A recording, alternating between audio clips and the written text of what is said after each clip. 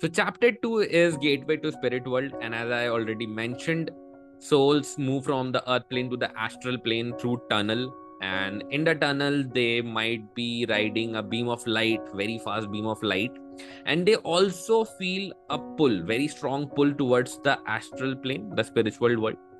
They go through different layers of white, consider it as white clouds, and through the clouds, when they reach the other side, the spiritual world, it is a bright space where they can see different hues of white, and there are other souls there.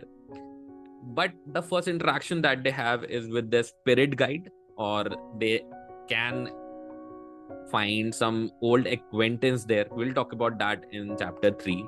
But chapter 2 is all about moving from the earth plane to the astral plane. Chapter 3 is called Homecoming. So, homecoming is basically the first experience that the soul encounters when they reach the astral plane. And in order to acclimatize them to the spiritual world, other souls might come in the form of an earlier acquaintance. It can be a grandparent or an old friend which died earlier.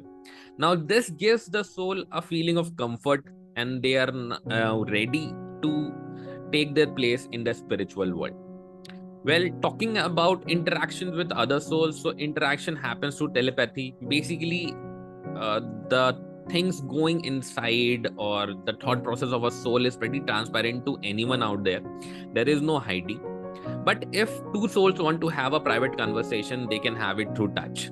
Now, touch is not exactly like the touch that physical body has, but it's more or less like mingling of souls. They mingle together and they can converse. But the conversation, as I said, there are no words, there is no language. It's totally telepathic. But that telepathy is broadcasted. Only if two souls are in touch or mingling together, that interaction is private.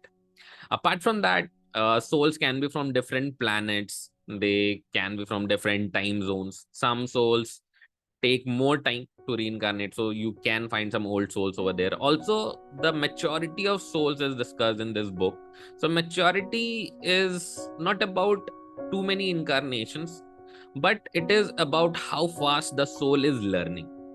Now, the concept that has been given in this book is that souls are formed at the lowest level of consciousness, and they have to grow their consciousness through life experiences. So incarnations or birth actually happens in order to expand the consciousness of the soul, and as they grow in their level of maturity, we'll see later on in other chapters what actually happens when they grow in maturity, and when they are advanced enough, what actually is the role that they have to play.